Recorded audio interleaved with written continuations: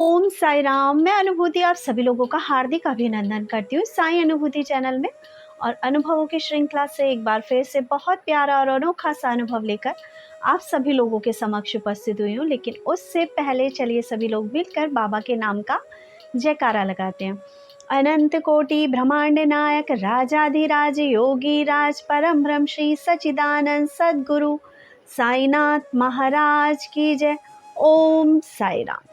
साथियों, आज जो ये अनुभव मैं आपको बताने जा रही हूँ वो पुष्पा जी का बताने जा रही हूँ।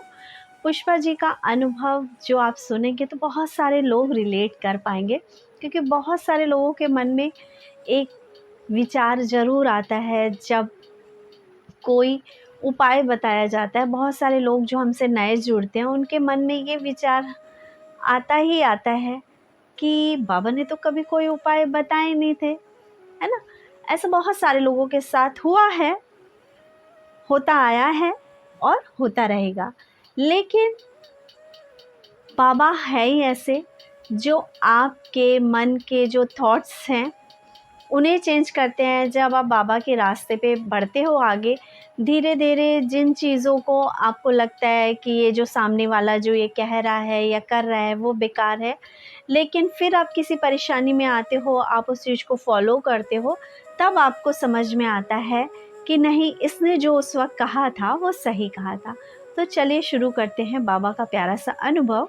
लेकिन उससे पहले मोहिनी बाबा के दर्शन करते हुए बाबा के नाम का जयकारा लगाते हैं। अनंत कोटि ब्रह्मांड नायक राजाधिराज योगी राज परम ब्रह्म श्री सचिदानंद सद्गुरु साईनाथ महाराज की जय। ओम साई राम।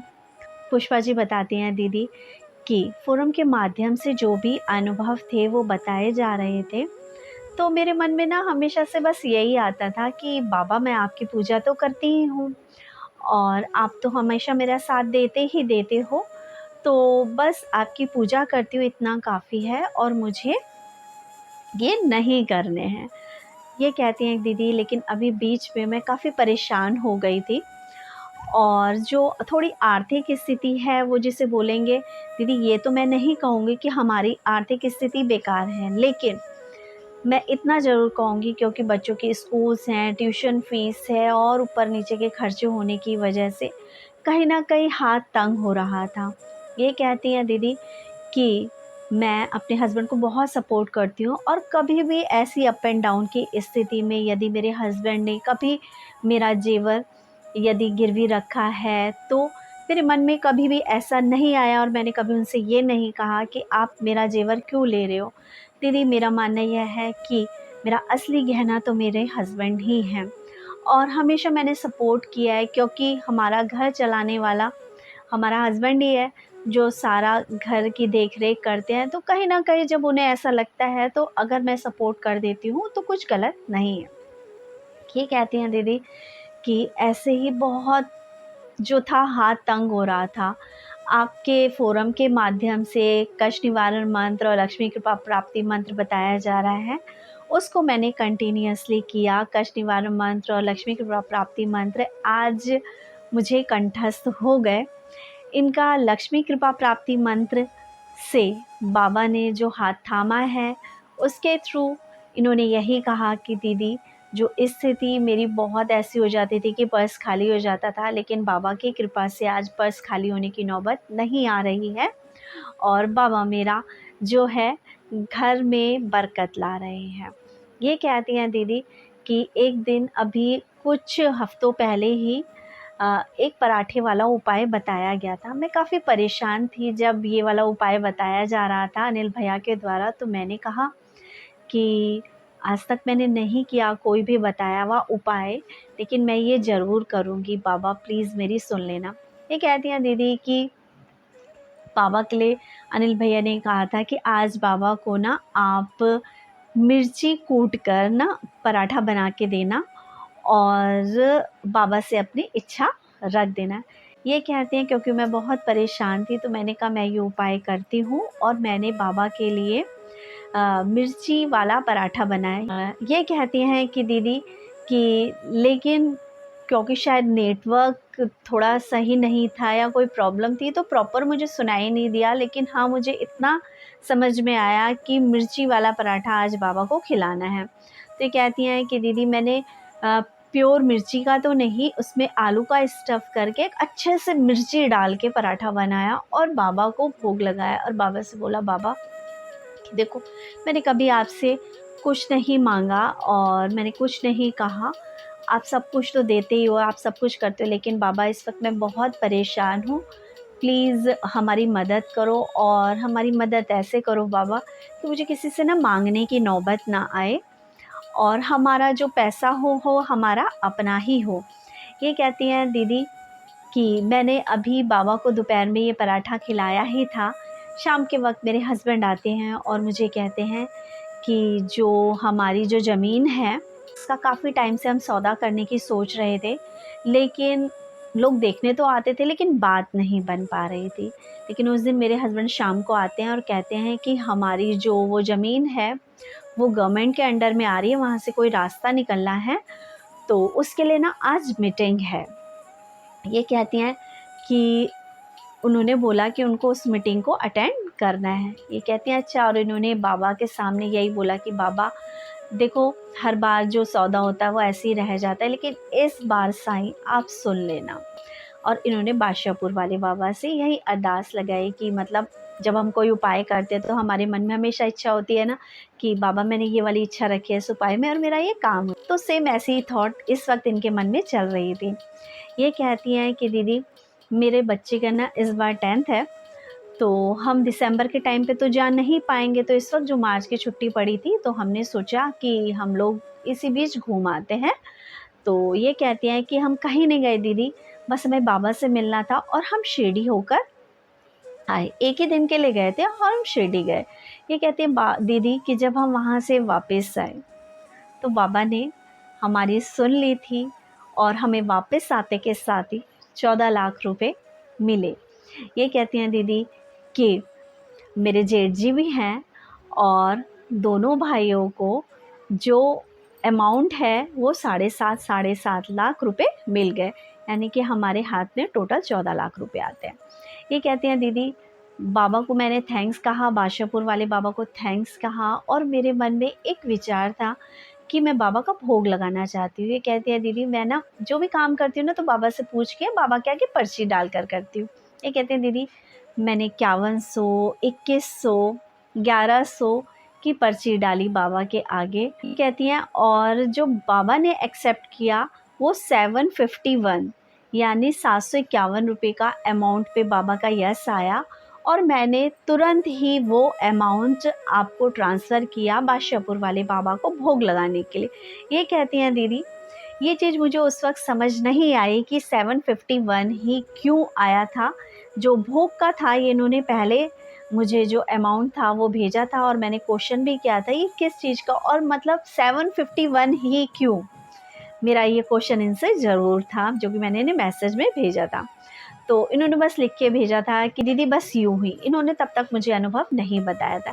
ये कहती हैं दीदी कि आज मैं इस चीज़ को एक्सेप्ट करती हूँ कि बाबा ने पहले ही बता दिया था मुझको कि तेरे हिस्से में इतना आएगा 751 यानी 7.5 लाख रुपए जैसे कि हमें मिले हैं उसमें से, तो वही अमाउंट बाबा ने एक्सेप्ट किया अपने भोग के लिए और मैंने ट्रांसफ़र किया। यहाँ मैं सिर्फ इतना ही कहना चाहूँगी कि हमारे हिंदू धर्म में ना एक मान्यता है कि हमारे पास अपनी इनकम का जो कुछ भी आए उसका 10वां हिस्सा जिसे दसवंत कहते हैं हमें देना चाहिए। तो मैं क्या कहूँ इस चीज़ को, बाबा ने वो दसवंत तो ना सही लेकिन हाँ वो जो हिस्सा था जो वैसा होना चाहिए था 751, ठीक है, जितना भी इनका अमाउंट था उसका 751 बाबा ने अपने भोग के लिए एक्सेप्ट किया। और कहते हैं ना कि आपके नमक का जस आपको दिया।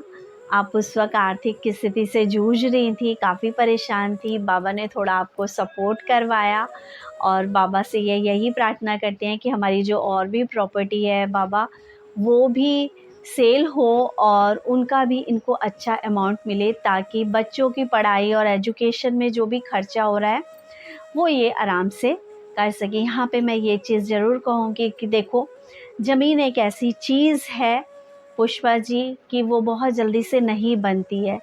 आपको आपकी वो प्रॉपर्टी हो सकता है थोड़ा इंटीरियर जगह पे हो सकता है उसके वहाँ पे दाम अच्छे ना मिल रहे हो, लेकिन जैसे ही आपको उसको अच्छे दाम मिले और आपके हाथ में पैसा है तो आप हस्बैंड और वाइफ दोनों मिलके उसको किसी ऐसे काम में लगाना या ऐसी सेविंग्स में लगाना कि वो इन फ्यूचर आपको ज़्यादा दे। देखो, बेसिक नीड्स के खर्चे तो चलते ही रहते हैं, लेकिन जो ये मोटे मोटे अमाउंट आते हैं ना, इनको हमेशा अपनी सेविंग्स में हमें रखना चाहिए या हमें ऐसी जगह इन्वेस्ट करना चाहिए कि जो आगे जाके हमारे लिए फ्रूटफुल हो। क्योंकि पेट की भूख कभी शांत नहीं होती। खाने को हम रोज़ 56 भोग खा सकते हैं और खाने को हम नॉर्मल दाल रोटी सब्जी और रायता बना के भी खा सकते हैं। ये आप पे डिपेंड करता है और मैं कहूँगी ये हम सभी लोगों पे डिपेंड करता है कि हम अपना इन्वेस्टमेंट जो कर रहे हैं वो किस चीज़ पे कर रहे हैं। हमेशा सभी लोगों से यही है कि कुछ ना कुछ अपने इन फ्यूचर के लिए हमेशा सेव करके रखें, क्योंकि जब बुरी स्थिति आती है या परेशानियाँ आती हैं तो हमारा पैसा हमारा सबसे बड़ा सपोर्ट होता है। क्योंकि दुख परेशानी आने पे सबसे पहले जो साथ छोड़ते हैं ना वो अपने ही होते हैं, और जो सबसे पहला हाथ थामता है ना वो हमारा अपनी सेविंग्स ही होती हैं कि हमें वो उस मुसीबत के टाइम पे एक विश्वास जगा देती हैं कि हम निकल जाएंगे इस मुसीबत से, ये वक्त भी गुजर जाएगा। तो बस बाबा से यही प्रार्थना करती हूँ, बाबा जो जो भी इस फोरम से जुड़ रहा है लक्ष्मी कृपा प्राप्ति मंत्र को कंटिन्यूअसली करे। हो सकता है आपको आज उसका फ्रूट नहीं दिख रहा हो सकता है आपको लग रहा है कि दीदी जैसे बता रही है किसी की चांदी के सिक्के निकल गए, किसी को चांदी की पायल मिल गई और किसी के लाखों रुपए आ गए और किसी के हज़ारों रुपए आ गए, किसी का अटका हुआ धन आ गया। हमारा अभी नहीं आया। इसके लिए मैं एक चीज़ बोलूँगी, देखो, अटका हुआ धन आने के लिए धन को अटकाया हुआ भी तो होना चाहिए ना कहीं, कभी ना कभी भूल चूक में किसी को पैसा दिया भी तो होना चाहिए, वही तो बाबा वापस दिलवाएंगे। ठीक है, कोई ना कोई आपका ऐसा बिजनेस कुछ ऐसा होना चाहिए कि जहाँ अचानक से कुछ ऐसी ब्लेसिंग्स आ जाए बाबा की और वो आपको फ्रूट ज़्यादा देने लगे। ठीक है, या फिर जब आपके पास ऐसा कोई भी माध्यम नहीं है तो यकीन मानिए बाबा एक ऐसा फोरम आपके लिए तैयार कर रहे हैं जहां आपके लिए ऐसा वृक्ष लग रहा है कि जब वो फ्रूट देना शुरू करेगा तो आपकी झोलियां भी भरी हुई नज़र आएंगी। ये सोच के अपने मन में कभी ग्लानि मत लाना कि उसका तो हो रहा है मेरा क्यों हो रहा है। जब जब आप ऐसा सुनो कि इसका काम बना है और आपका नहीं बना है तो आप बाबा के आगे हाथ जोड़कर बाबा को थैंक्स कहना कि बाबा आपकी महिमा अपरंपार है, जैसे आपने इसका काम बनाया सबके काम बनाना। बस इतना कहना और खुश होना। बाबा तब ये समझ जाएंगे कि मेरा ये जो डिवोटी है कितनी भी परेशानी है लेकिन ये दूसरे का सुख देख के, दूसरे की खुशी देख के खुश हो रहा है। और यदि जब मैं दूसरे को दे रहा हूँ तो तब ये इतना खुश है, तो जब इसके पास आएगा तो ये कितना खुश होगा, तब ये कितना शुक्राना मुझे अदा करेगा। तो आप दूसरों की खुशी में शामिल होइए। दूसरों को जब आप सुख में देखें, दूसरों के घर में कुछ आता हुआ देखें तो बस बाबा से कहना बाबा धन्यवाद, उसके घर में आज कुछ आया है, वो खुश है, उसकी खुशी कायम रहे। बाबा ये कह गए कि दूसरों की खुशी में खुश है तो क्यों ना इसके घर में भी खुशियाँ बरसाई जाए। आप दूसरों के लिए राह में फूल बिछाना शुरू करिए। आप पीछे से आ रहे होंगे ना, कोई एक इंसान ऐसा होगा जो आपकी राहों में भी फूल बिखेर रहा होगा। बस दुआएं कलेक्ट करने की कोशिश करें। जिस दिन आप लोगों ने अपने जीवन की एक कोशिश कुछ अच्छा करने की सोची और की तो यकीन मानिए आपकी राहों में इतने लोग अच्छे करने के लिए आ जाएंगे ना कि आपको पता भी नहीं चलेगा कि आपकी वो दुख, आपकी तकलीफ़ कहाँ चलेगी। इसी के साथ चैनल को ज़्यादा से ज़्यादा शेयर करें, लाइक करें और सब्सक्राइब करें। और इतना कहना चाहूँगी, फोरम के माध्यम से आपको चाहे उपाय बताया जाए या कोई बात बताई जाए, वो आपके भले के लिए ही हो गई। यहाँ पे किसी भी चीज़ के लिए अनिल भैया जो सेवाएं देते हैं उसके लिए भी पैसा नहीं लिया जाता, सिर्फ सच्चे दिल से प्रे की जाती है और उन प्रे को दोनों हाथों से एक्सेप्ट करना ये आपके ऊपर है कि आप उन प्रेज़ को किस तरह से अपनी झोली में भरते हो। झोली में यदि आपके छेद होगा तो कसूर शायद ईश्वर का नहीं होगा। ईश्वर सूरज की रोशनी हर जगह फैलाता है, बस कमी हमारे ही घरों में होती है और हमारे ही स्थानों पर होती है कि हम कुछ इस तरह से बना लेते हैं कि वो रोशनी हमारे तक प्रॉपर नहीं पहुंच पाती, या हम अपना घर ऐसी जगह बना लेते हैं कि वहाँ पे रोशनी नहीं आ रही है। सूरज रोज़ उगता है और रोज़ रोशनी फैलाता है और हवा सबके लिए सेम चलती है, सबको वो वही जीवनदायिनी जो ऑक्सीजन है वही देता है ईश्वर। लेकिन कमी हमारी ही है कि हम दरवाजे बंद करके रखते हैं तो वो ताज़ी हवा हम पर आ पाती है या नहीं आ पाती। अब कुछ लोगों के मन में हो सकता है ये चीज़ चल रही हो कि दीदी हमारा घर तो ऐसी जगह है जहाँ पे बहुत धूल मिट्टी आती है, इसलिए हमें दरवाजे बंद करके रखने होते हैं। चीज़ों को जिस तरह से समझाया जाए उस तरह से समझिए। दिमागी घोड़ों को जब हम ज़्यादा चलाने की कोशिश करते हैं तो सिर्फ हमारे दिमाग चलते हैं, हमारे काम नहीं होते। ईश्वर दिमाग से सोचने की चीज़ नहीं है, ईश्वर दिल लगाने की चीज़ है। जिस दिन दिल से ईश्वर को मानोगे, यानी आत्मा की गहराइयों से जिस दिन ईश्वर को मानोगे, तो वो ईश्वर आपको साक्षात नज़र आने लगेंगे। ऐसा बहुत सारे हमारे साईं डिवोटीज़ के साथ हुआ है। ईश्वर नज़र नहीं आता था, लेकिन अब उन्हें बहुत जगह बहुत बार बाबा के दर्शन हो रहे हैं और वो खुद मुंह से कह उठ रहे हैं कि दीदी हम बाबा को बहुत टाइम से मानते थे, लेकिन हमें बाबा ने कभी दर्शन नहीं दिए थे, लेकिन आज की डेट में तो मुँह फिर जिधर देखते हैं हमें बाबा नज़र आते हैं। इसी के साथ ओम साई राम, जय साई राम।